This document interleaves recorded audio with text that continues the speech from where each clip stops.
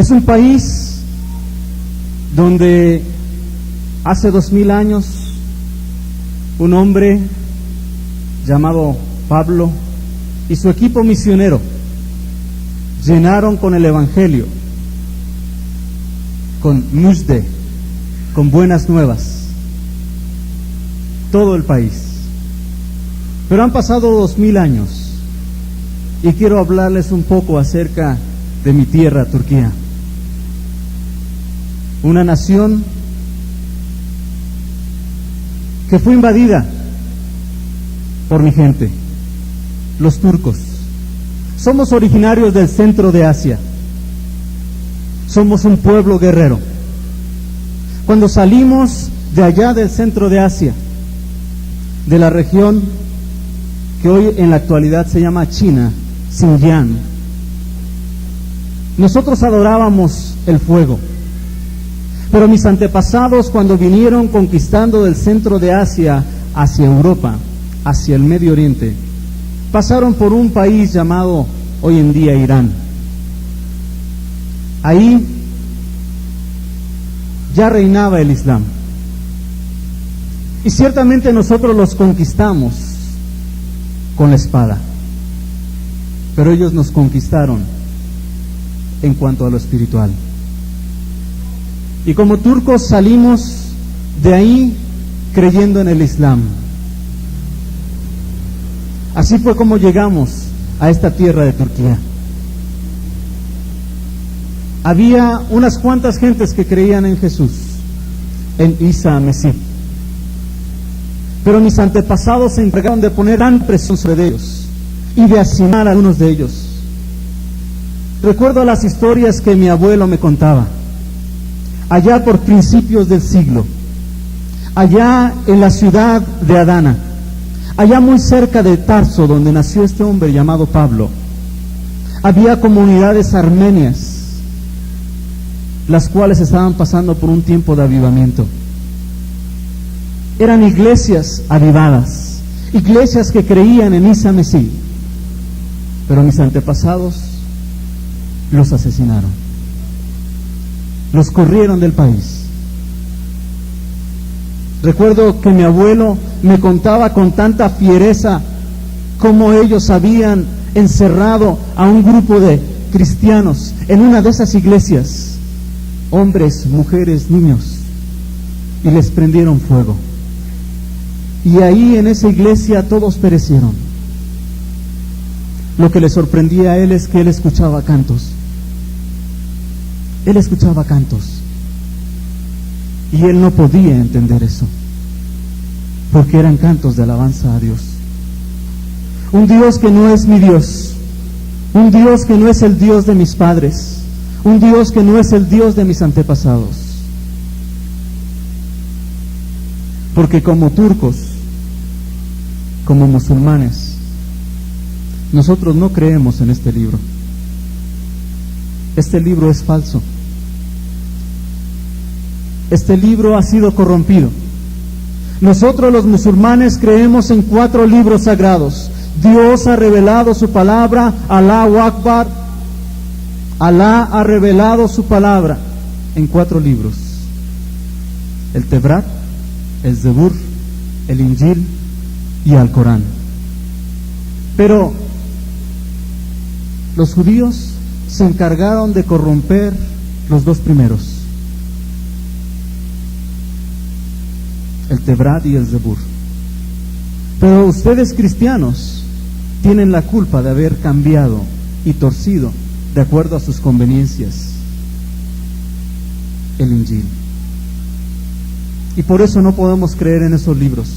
Por eso es que Alá escogió a un hombre, a un profeta, Muhammad, para que él revelara a todo el mundo el libro sagrado del Corán. Y nosotros sabemos en el Corán que Isa Mesías nació de una virgen, pero también sabemos que aun cuando él estaba pequeño, él pudo hacer milagros. Nosotros sabemos de Isa Mesías, de Jesús el Mesías. Tú no tienes que venir a decirnos nada. Nosotros conocemos a Isa Mesías. al verdadero Isa Mesí, aquel Isa que no murió en la cruz, porque sabemos que ese Isa Mesí ha sido uno de los mejores profetas que Alá ha enviado al mundo. Hizo muchos milagros, y si he de ser honesto, muchos más milagros que nuestro profeta Mohammed. También Isa Mesí vivió una vida santa. Y como nosotros decimos, Alá Rahman Rahim, el Dios todopoderoso, todo misericordioso, Alá. Ese es su nombre.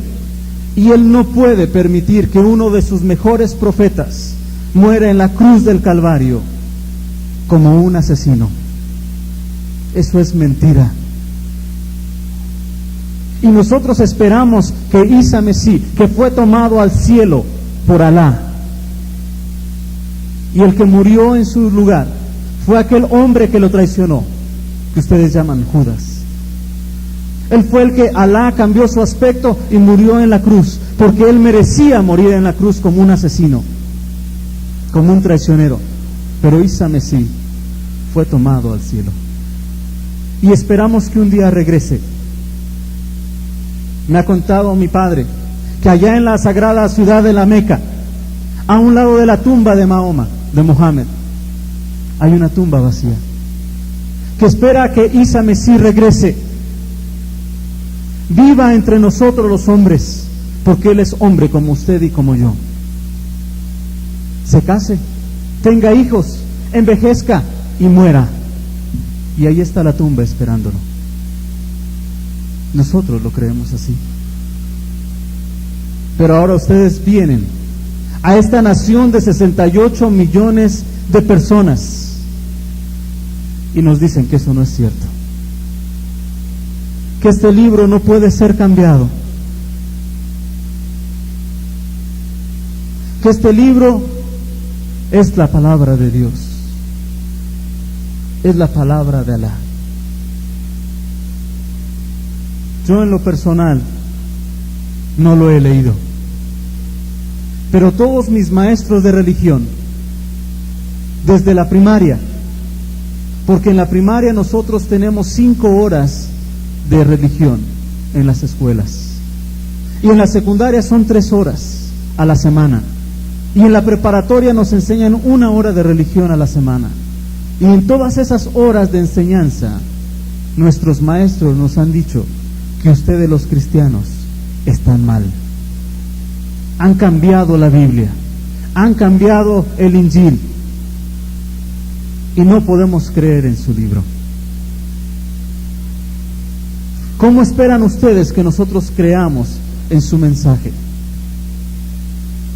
Es difícil, es difícil. Pero saben, tengo un tiempo leyendo este libro y he sentido que algo está sucediendo en mi corazón. Cuando alguien, a pesar de que yo le he llamado perro cristiano, porque eso es lo que es un infiel que ha corrompido la palabra de Dios, me ha amado. Yo he visto en sus ojos no rencor. Recuerdo una enseñanza en la escuela preparatoria, donde mi maestro de religión me decía que esos misioneros cristianos no son más que espías en nuestra tierra, no son más que gente que viene con fines políticos aquí a mi país, y que son aquellos modernos cruzados, aquellos que venían con una cruz enorme hace siglos y venían matando a hombres, mujeres y niños de mi pueblo. Esa es una herida que está abierta en mi corazón y en mi pueblo. Pero lejos de ver odio y rencor en esos cristianos, yo he visto amor y compasión en sus ojos. Los religiosos de mi pueblo, yo no puedo decir que yo soy religioso, pero los religiosos de mi pueblo son gente amargada, preocupada por llenar su vida de reglas, las reglas que el Corán dice que debemos de obedecer, porque de otra manera no podremos entrar al paraíso. Pero me gusta estar con esos cristianos, porque veo algo en ellos, hay alegría en sus rostros. Aún con ellos puedo hasta bromear sin sentirme culpable, y ellos tienen un gozo que yo no he conocido. Pero sabes, son tan pocos. Recuerdo a uno de ellos que estuvo acá 3 años y medio. Se llamaba Enrique y venía de un país llamado México. Nosotros le llamamos México y nosotros le decíamos mexicano. Y sabes, recuerdo que él nos hablaba de Jesús. Recuerdo que yo lo conocía ahí en aquel dormitorio donde estudiábamos, donde vivíamos varios estudiantes. Y recuerdo que aunque hacíamos burla de él, todas las mañanas nosotros veíamos que él abría su Biblia y la leía y oraba. Y al principio decíamos, este está loco. Pero cuando uno de mis amigos, Mehmet, estaba enfermo, él se acercó y oró. Y yo no sé qué pasó, pero Mehmet se empezó a sentir mejor. Cuando necesitábamos ayuda, él estaba siempre presto a ayudarnos. Y él un día me dijo, ¿sabes? Es que Dios te ama. Nadie me había dicho que Dios me amaba. Alá no puede amar. Alá tiene 99 nombres, pero amor no es uno de ellos. Él es un Dios clemente y misericordioso, pero yo no puedo concebir que Alá, el creador del cielo y la tierra y el universo, me pueda amar a mí. Pero aquel muchacho me decía que lo hacía y yo no podía entenderlo. Pero también recuerdo que él me decía que allá en su tierra había mucha gente que creía en él, en Dios, en Jesús, en Isa Mesías. Y mi pregunta un día para él fue, ¿y dónde están todos aquellos que dicen que creen en él? ¿Por qué si dicen que creen en él y nos aman, y aman a aquellos que, como tú dices, están perdidos, por qué no vienen y nos dicen? ¿Por qué has venido tú solo? ¿Por qué has venido tú nada más? Yo no conozco a ningún otro mexicano, yo no he visto a nadie más. Tú eres el único y el primero que conozco, y yo no conozco a nadie más. Y saben, aunque lo dijo lleno de convicción y yo creo que con sinceridad, no puedo creerlo, porque nadie más ha venido de México.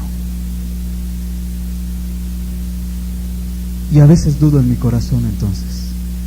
A veces dudo de que allá en el otro lado del mundo hayan cientos y miles y millones, como él me decía, que creen en Isa Mesías y que aman a todo el mundo.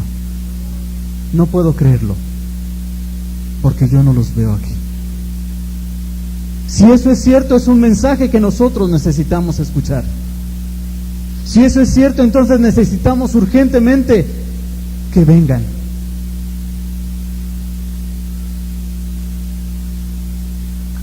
El día que se fue a México, yo recuerdo que le dije algo que había leído un día en el Injil, y algo que quizá es un mensaje también para su pueblo allá en México. Türkiye'ye geçip bize yardım et. Ven a Turquía y ayúdanos.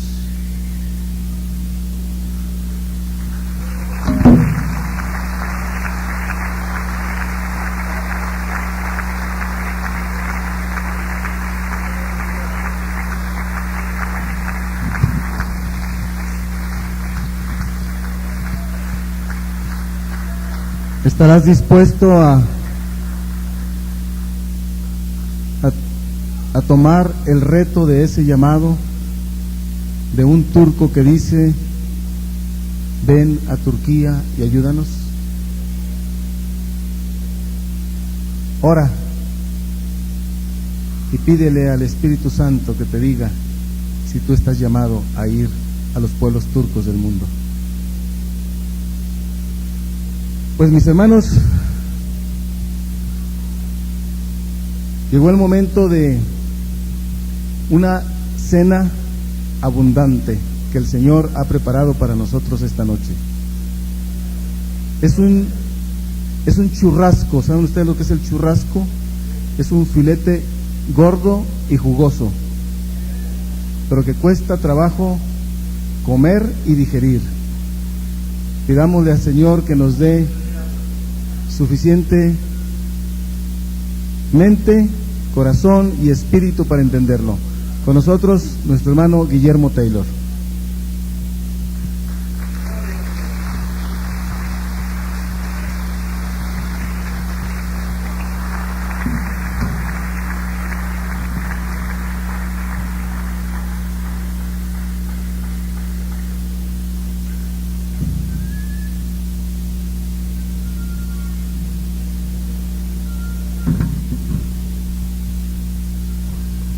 Pues no se aflijan, hermanos, estamos nomás preparando una ayuda visual.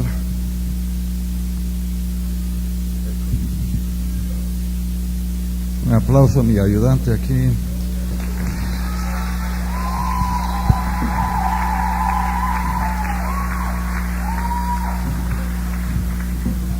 También trajo su porra, como 1000 ayudantes allí.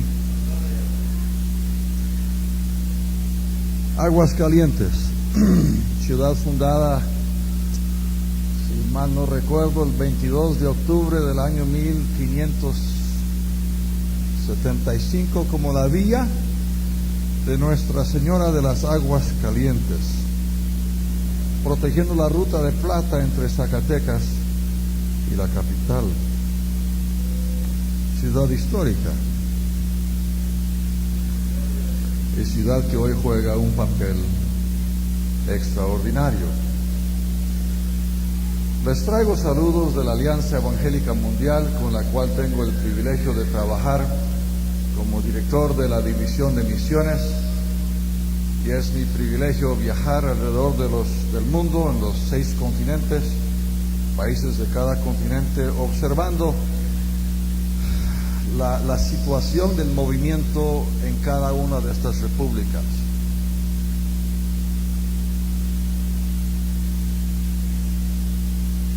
En base a esa experiencia, a ese recorrido, quiero compartir algunas ideas esta noche que tienen que ver con cuáles son los pasos que debemos tomar. Pero voy a tener que ser franco, que no voy a hablar de tanta cosa muy específica, muy concreta para cada uno, porque a través de la semana nos han dado la tarea de apuntar cuáles son los pasos de obediencia, y algunos tienen demasiados pasos que a ver si los pueden cumplir. Yo quiero dirigirme en otra dirección, pero sí quiero agradecer a los visionarios que soñaron este evento. Y todos sabemos que los números no aparecieron como se esperaba, pero para algo Cristo nació en un pesebre y no en un palacio. Y aquí estamos en un establo. Aquí la fragancia del lugar es bien fresco, ¿no? Y Dios hará su propia voluntad. Pero también reconozco que estamos rendidos, por lo menos yo. Tal vez la vejentud se me avanza y ya no tengo el aguante de mis jóvenes, pero yo llego al final de esto y ya digo, si otro tipo se para y me dice algo que debo saber, hacer, entender, apreciar, orar, me voy. Y le toca a este güerito acabar el rollo, ¿no? Así que aquí estoy junto con ustedes. Hemos estado hablando del trabajo transcultural, y les quiero contar una historia. Pues no se sabe si es del todo verídica, Tal vez es una leyenda verídica, un mito legítimo, ¿no? Pero hace unos siglos el Papa decidió de nuevo sacar a los judíos de Roma. Ya lo había hecho en varias ocasiones y ya el Papa estaba hasta aquí con los judíos, afuera con los judíos. De inmediato un alboroto entre toda la comunidad judía de Roma y enviaron una delegación. El Papa habló con la delegación y, sorpresa para todos, el Papa dijo: estoy dispuesto a un debate con un representante del pueblo judío. Los judíos se juntaron y nombraron al viejito Moisés. Moisés, un hombre bien astuto, tal vez no la gran figura para discutir con el Papa, pero tenía coco el hombre. Moisés y el Papa se juntaron y arreglaron las reglas del debate. Y el Moisés, el astuto, sugirió algo que el Papa aceptó, que el debate se haría en silencio, en base a gestos nada más. Bueno, se pusieron de acuerdo, los dos se prepararon para el gran debate, el Papa con su equipo de cardenales, Moisés con los rabinos. Llegó el día del gran debate en la Capilla Sistina. Nos dicen, le tocaba al Papa entrar con la primera intervención. Los dos se sentaron en sillas opuestas, se miraron bien duro. El Papa levantó la mano, 3 dedos, la bajó. El Moisés vio al Papa con sus ojos judíos y levantó la mano con un dedo. Sorprendió al Papa. El Papa dijo, y el Moisés respondió. Con eso el Papa sorprendió a Moisés y el Papa sacó una galleta y una copita de algo para beber. Y Moisés sacó una manzana.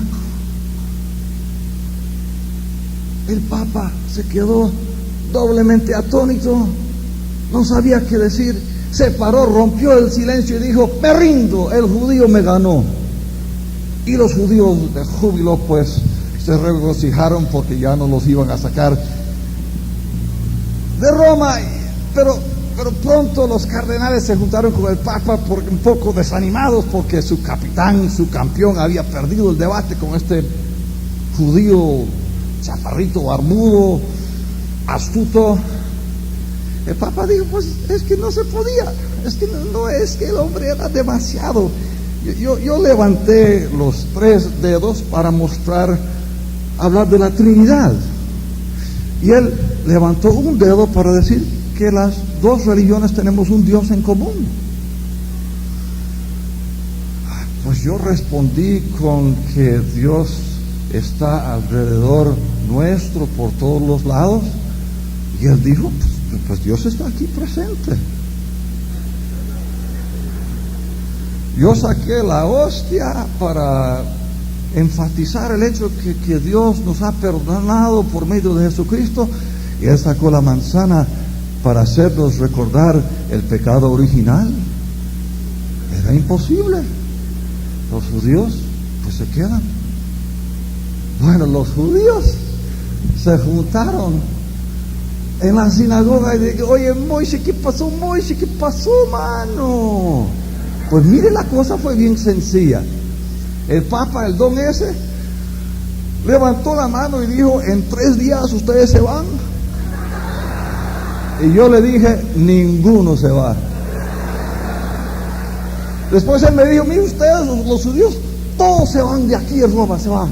Y yo le dije: aquí nos quedamos. Después él sacó su almuerzo, yo saqué el mío y comimos.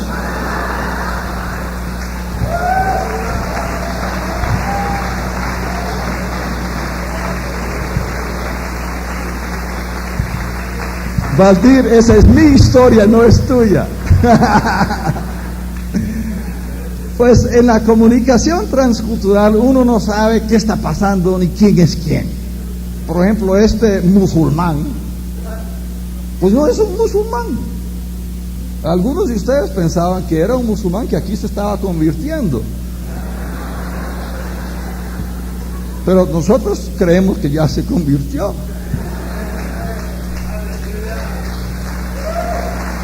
Hasta se quitó la gorrita.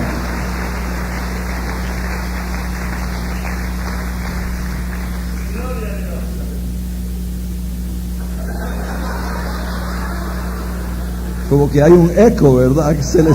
Celestial. No importa lo que sea, pero hay gloria. Bueno, tengo que decirles que me he estado preparando para estos días. Yo nací en Costa Rica, de padres norteamericanos, misioneros. Ahí dejé mi ombligo. Y en Costa Rica dejé el espiritual, porque allí conocí a Cristo. Y desde niñez tenía yo un deseo de ser misionero, pero como yo era algo lento emocionalmente, fue años más tarde que me di cuenta que mis padres eran misioneros.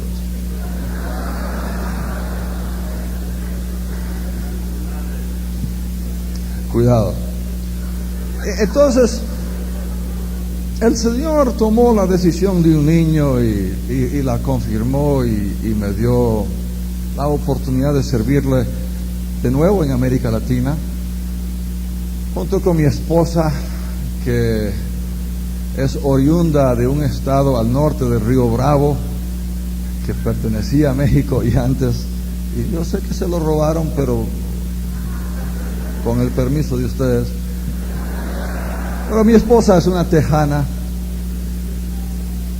y nosotros actualmente estamos radicados en la ciudad de Austin, aquí nomás arriba en la carretera NAFTA, que va de México a Canadá.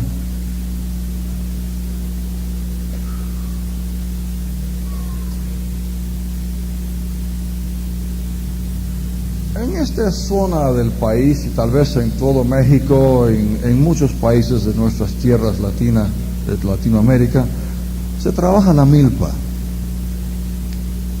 el maíz. Pero lo interesante de la milpa es que la milpa no crece sola. Y se llaman las tres hermanas: el maíz, el frijol y la calabaza. El frijol crece usando la mazorca el palo del maíz, y la calabaza pues trabaja el suelo. Y son una dieta balanceada, el frijol, el maíz y la calabaza. El maíz extrae el nitrógeno de la tierra y el frijol devuelve el nitrógeno a la tierra. Y la calabaza, pues la calabaza es calabaza. Hace de todo. Se mete por todos lados. Las tres hermanas. Eso me hizo pensar entonces en las tres hermanas de las misiones. Yo tiendo a pensar en categorías de tres.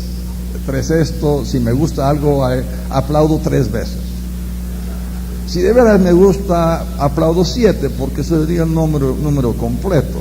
O un doble 6, pienso en 3. Soy mero raro en varias maneras. Pensé entonces las tres hermanas de las misiones. Bueno, pensé en mi familia, mi esposa, mis hijas y mi suegra, las tres hermanas de las misiones. Porque mi suegra está involucrada, porque ella soltó a la única hija y yo me la llevé al sur. Pero cuando uno piensa en la iglesia, ¿cuáles son las tres hermanas misioneras de la iglesia? Los intercesores, los enviadores, los enviados.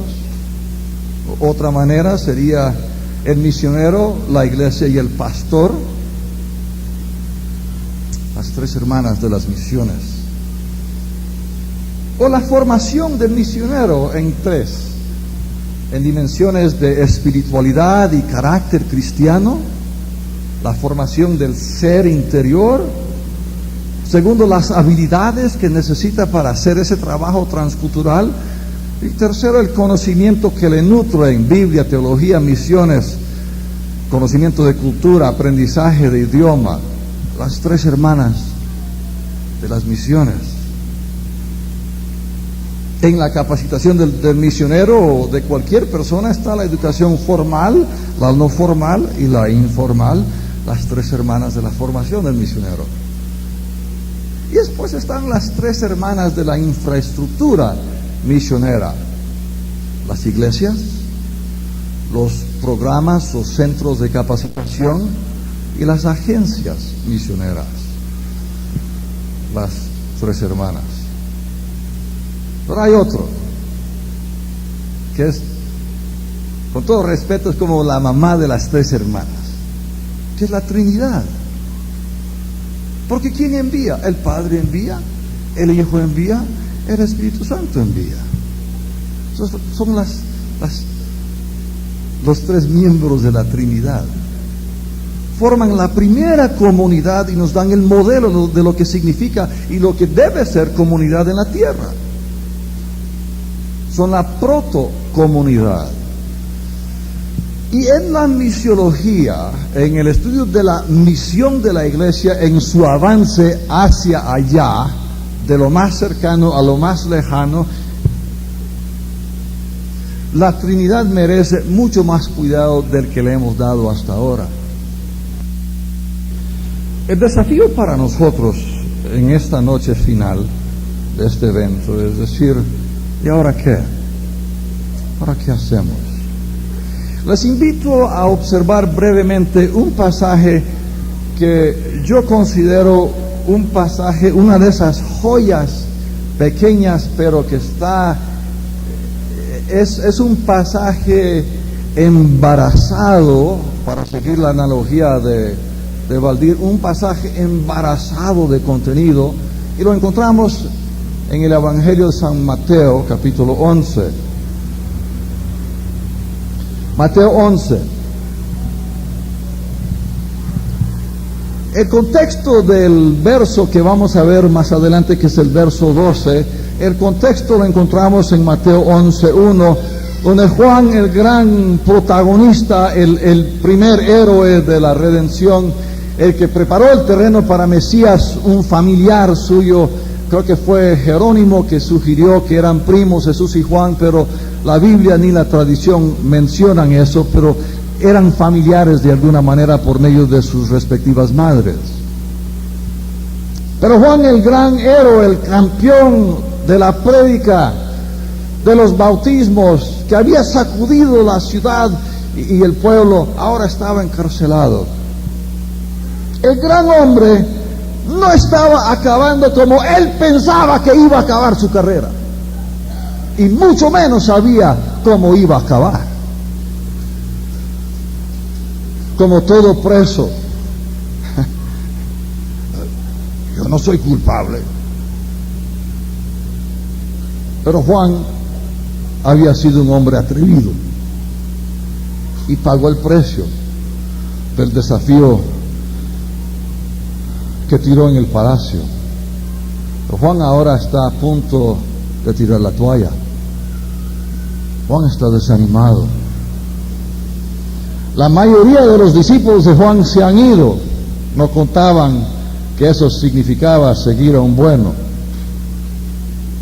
Muchos de los discípulos habían cambiado partidos y habían ido con Cristo. Pero todavía quedan algunos fieles, a quienes yo quiero buscar cuando llego al cielo para decir: oye, mi hermano, mi hermana, te felicito porque te quedaste con Juan hasta el último trago. Dos de ellos, o unos de ellos, son enviados al lugar donde Jesús está predicando con una pregunta de parte de Juan: oye, tu paisano quiere saber, ¿eres o no eres? ¿Eres el Mesías o no eres el Mesías? Porque si eres el Mesías, y de ahí, en buen lenguaje del pueblo, ¿por qué diablos no estás haciendo las cosas que un Mesías debe hacer? ¿Y por qué estoy yo aquí? Intrigantemente, Jesús no les responde directamente, por indirectas les habla y ellos lo captan. Les dice: mire, regresen a Juan y cuéntenle lo que han visto, lo que han oído.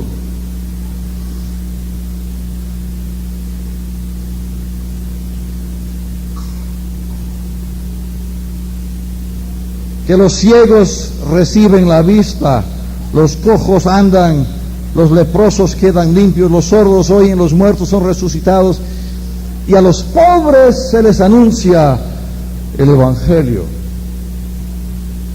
Y Jesús dice algo en clave, en un idioma críptico que solo Juan va a captar, cuando Jesús dice: y bienaventurado es el que no se escandaliza de mí. O bienaventurado es aquel que por mi causa no tropieza. En otras palabras, en clave le dice a Juan: ánimo, paisano, ánimo, amigo, ánimo, familiar, ánimo. Nos veremos pronto. Se van los discípulos de Juan y le dan el informe de Cristo y no sabemos cuál habrá sido la reacción de Juan. De nuevo, otra conversación en el cielo. Cuando yo llegue al cielo, yo tengo ya una lista de personas con quien yo quiero hablar. Primero con Eva. ¿Y usted qué pasó, hermanita? ¿Fue guayaba o fue manzana? A Juan le preguntaremos: ¿Cómo te sentiste cuando te trajeron el mensaje? No sé, uno se tiene que imaginar. Y ahora algo que yo no entiendo de nuestro Señor: Él felicita a Juan después de que se han ido los discípulos de Juan.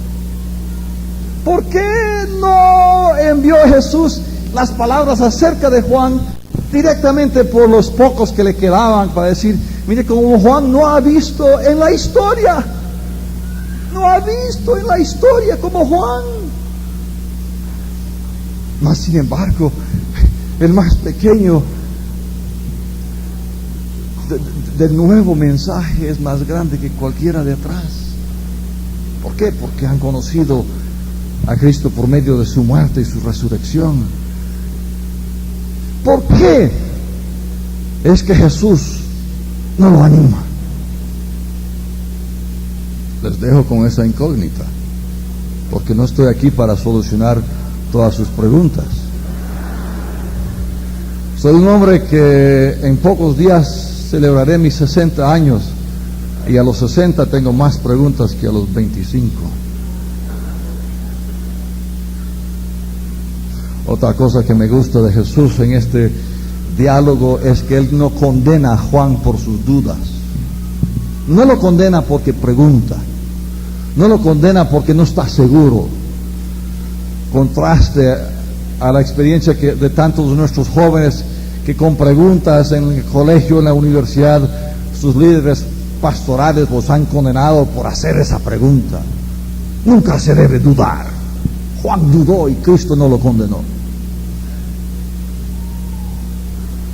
Ahora, es en el versículo 12 donde el tema se pone, por decirlo así, tremendamente interesante. Interesante no es una palabra muy fuerte, pero tremendamente le da una salsa. Versículo 11: en verdad os digo que entre los nacidos de mujer no se ha levantado nadie mayor que Juan el Bautista. Sin embargo, el más pequeño en el reino de los cielos es mayor que él. Y desde los días de Juan el Bautista hasta ahora, el reino de los cielos sufre violencia y los violentos lo conquistan por la fuerza. Este es el pasaje. Esta es la joya del arreglo. Esta es la rosa de las flores. Este es el plato principal.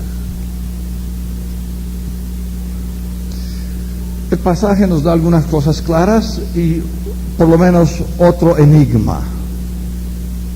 La cosa clara, Jesús dice, desde los días de Juan el Bautista hasta ahora, un asunto de 2 años tal vez, no sabemos, yo no manejo la cronología, no sé cuánto tiempo Juan estuvo ministrando antes de que llegara Jesucristo en el escenario y después hasta ese momento, pero Cristo dice que desde los días de Juan hasta ahora, el reino de los cielos sufre violencia.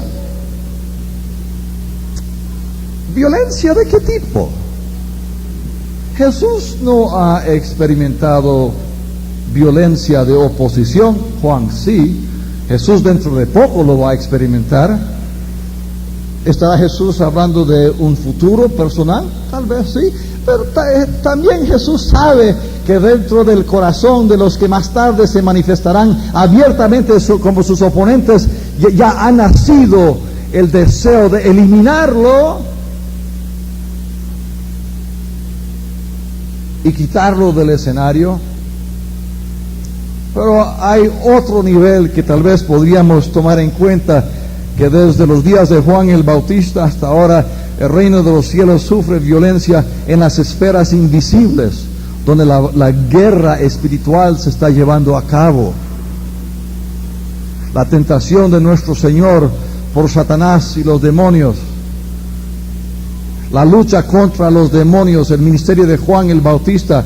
No tenemos tiempo para verlo, pero si desean apuntarlo, en Mateo capítulo 3, versículos 5 al 8, tenemos el ministerio tan popular de Juan, como que si tuviera campañas enormes públicas y toda la gente le seguía. Un golpe tremendo a las estructuras establecidas religiosas de su tiempo. Y en el capítulo siguiente cambia el protagonista y ahora es Jesús. En Mateo 4, 25 o 23 al 25, donde Jesús entra ya en el escenario, toma la palestra. Él es el hombre de la ocasión, Él es el que enseña, Él es el que hace milagros, Él es el hombre. Y desde los días de Juan el Bautista hasta ahora el reino de los cielos sufre violencia. La oposición está atacando a medida que avanza el reino de los cielos. Pero es la última parte de este verso que me intriga sobremanera. Porque en la versión que yo he leído dice, y los violentos lo conquistan por la fuerza. Pero si usted lee otras traducciones de las Escrituras, va a encontrar una diversidad fascinante que nos da dos maneras de interpretar el pasaje. Una, que el reino de los cielos es atacado por los violentos, que era cierto, pero el otro, que los valientes se lanzan a favor del reino. Justo el pasaje paralelo en Lucas 16:16 indica la segunda opción, donde creo que dice que los valientes, bueno, habrá que verlo en Lucas 16:16, y todos se esfuerzan por entrar en él. Pero he trabajado este pasaje como pocos pasajes en las Escrituras porque me fascina el tema que se desenvuelve acá. He consultado con eruditos del griego y me dicen, pues mira, interesante, Guillermo, que este pasaje nos deja en enigma, que se puede traducir de una u otra manera.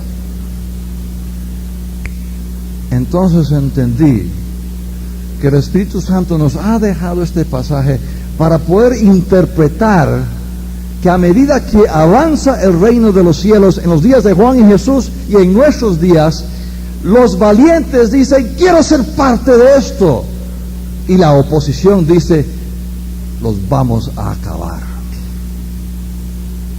Se ha observado ya varias veces en esta semana que este siglo ha sido el siglo de mayor persecución de cristianos en la historia de la fe cristiana. Ahora nadie sabe las estadísticas de los primeros 19 siglos. Es se supone, creemos así. Pero hoy día hay 200 millones de cristianos que viven en países donde o hay hostigamiento serio o hay persecución abierta. Y la mayoría de los países que ustedes han contemplado, nosotros hemos pensado como nuestro campo misionero, son territorios de la persecución de los cristianos. Por ende, nos toca ahora desarrollar una teología más fuerte del sufrimiento y una teología del martirio.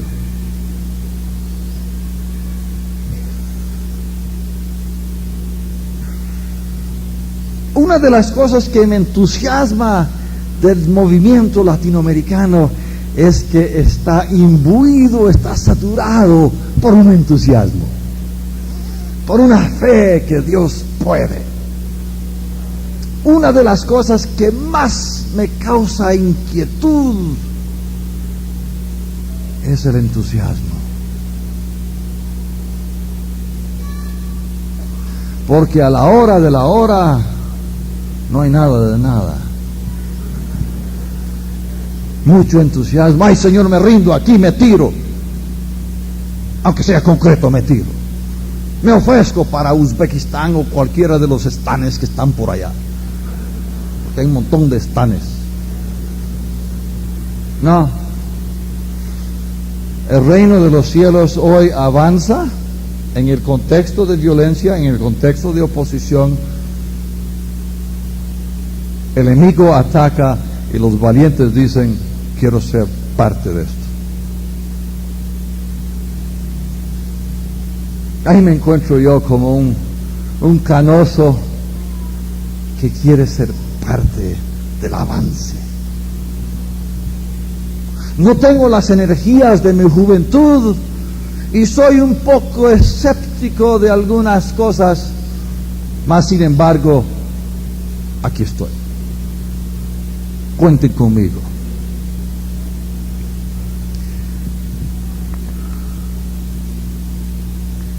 Ahora, mis hermanos, a medida que concluimos este evento, y algunos de ustedes han estado en otras conferencias, en iglesias, agencias, retiros, campamentos, congresos pequeños, congresos grandes, como íbamos aquí, como íbamos allá, quisiera detenerme un poco y hablar con el corazón en la mano, ¿no?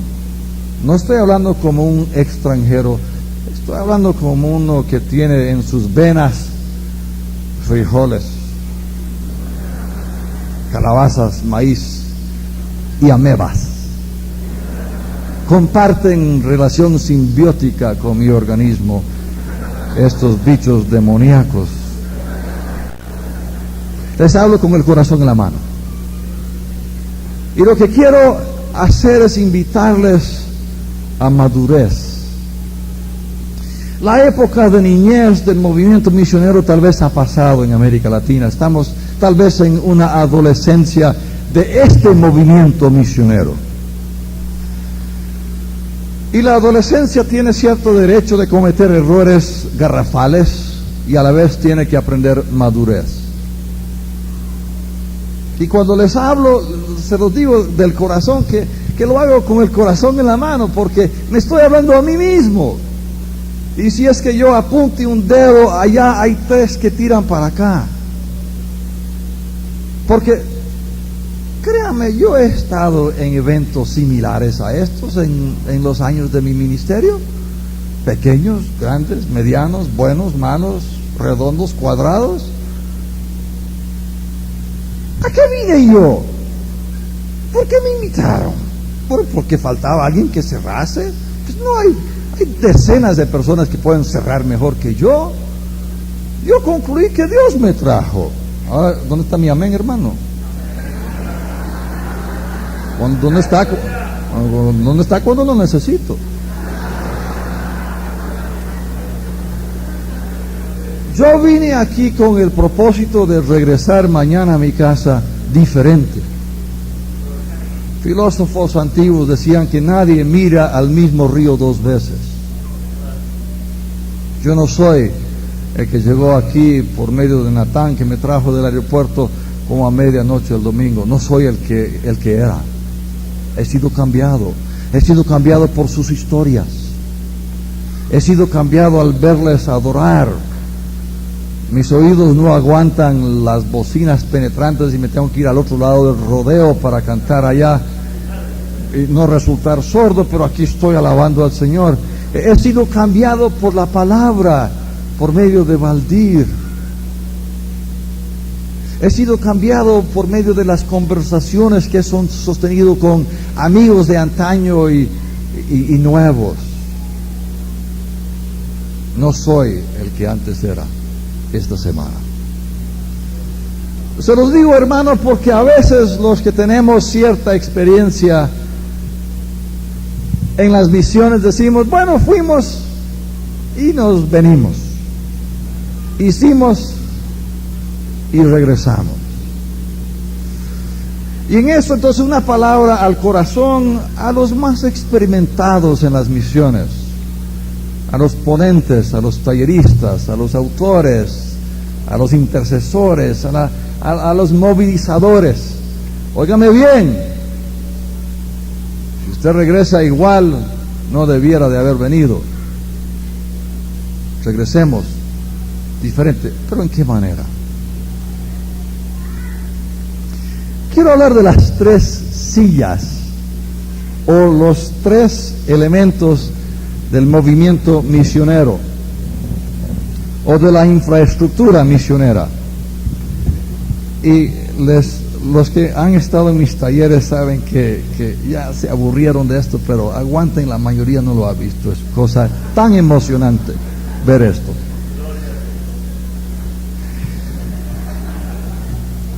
Tal vez la silla principal y lo que Samuel Escobar en su más reciente libro sobre la misión habla de la cuna de los misioneros en la iglesia.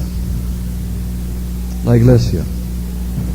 Yo les tengo que confesar que como alguien que ha militado en el ministerio por 35 años, yo no siempre he tenido un gran amor por la iglesia, porque francamente la iglesia a mí me golpeó. Muy temprano en mi formación espiritual, en una iglesia donde yo era el pastor de jóvenes, yo vi al pastor oficial de la iglesia partir a la iglesia en 2, y a las 11:35 él invitó a los suyos que le siguieran y salieron, y yo me quedé atónito, fracturado, golpeado, porque algunos de mis jóvenes se habían ido también, pero el hombre dejó una marca, una lacra sobre la iglesia. La iglesia a mí me ha golpeado.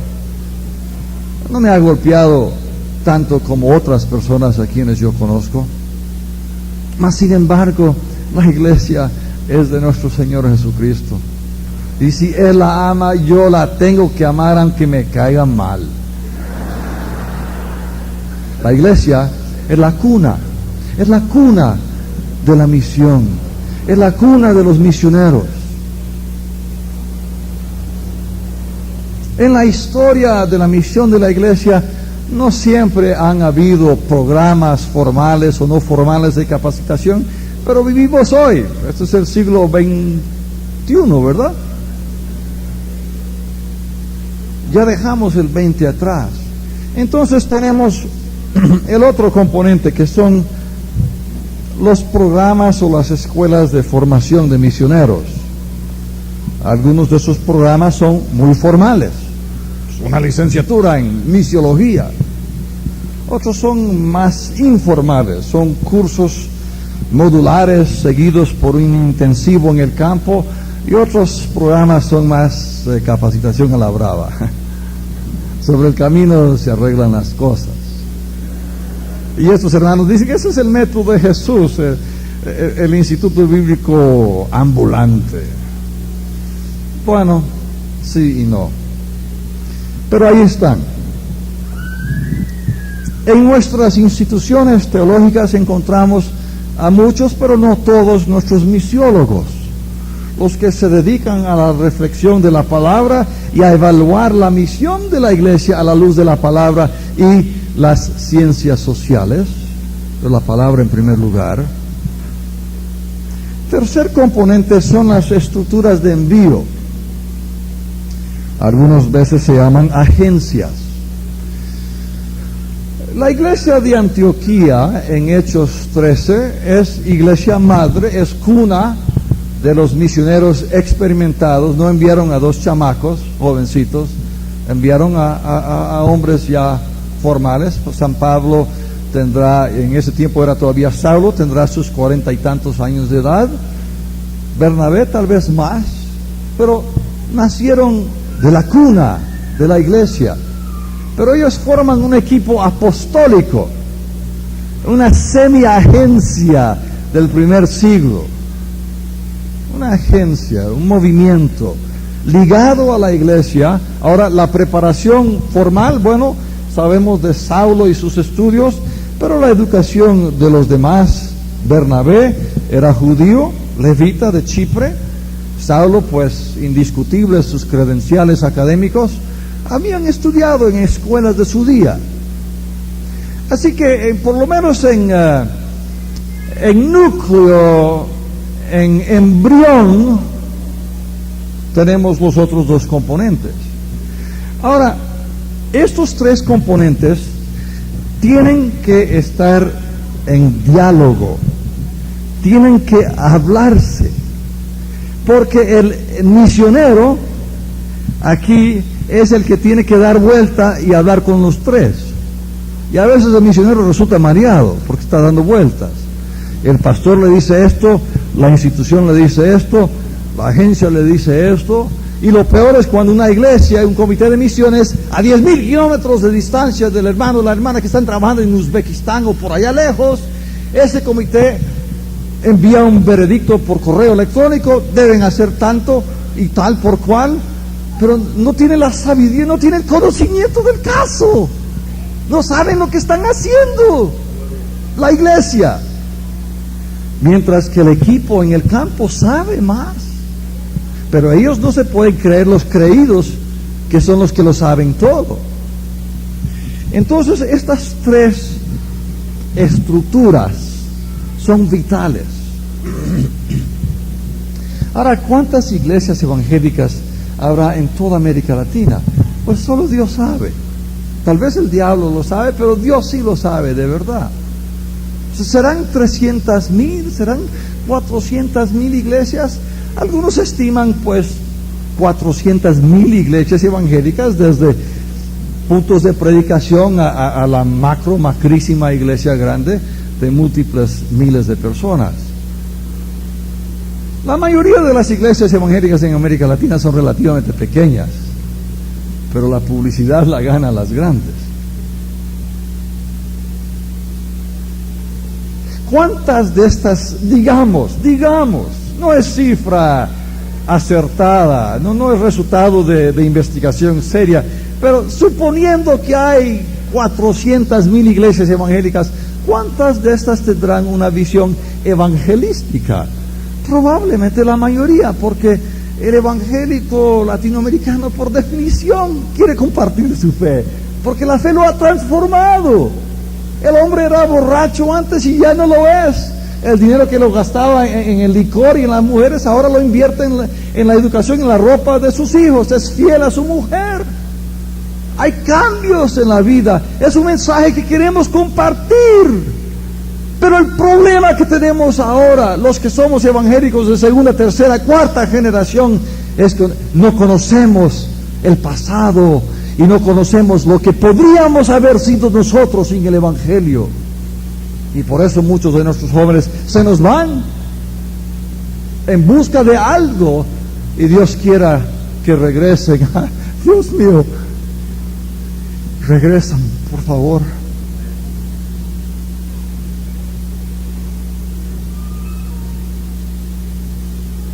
Pero ¿cuántas de nuestras iglesias tienen un entendimiento o una visión de la responsabilidad evangelística del más allá, que llamaríamos la visión transcultural?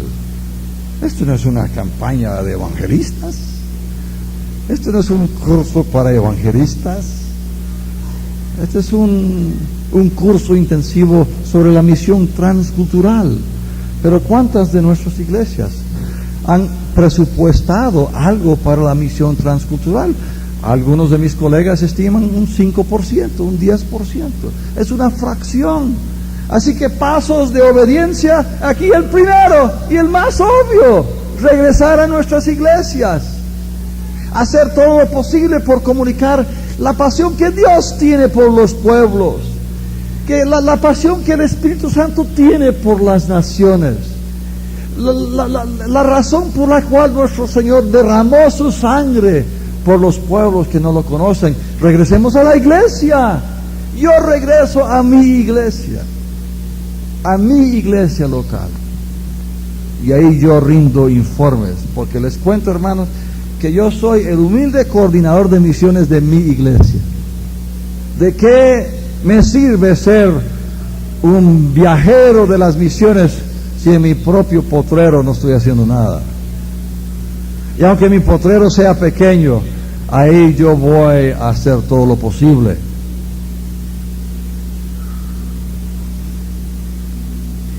Uno de los grandes problemas que sufrimos en nuestra América es una visión excesivamente simplificada. Queremos hacer las cosas sencillas, pero la verdad es que la tarea transcultural mundial e histórica no es cosa sencilla.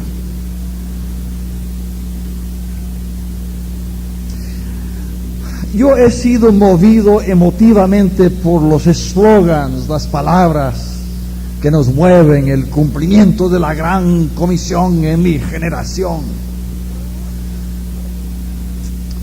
Bueno, pues sí, pues no.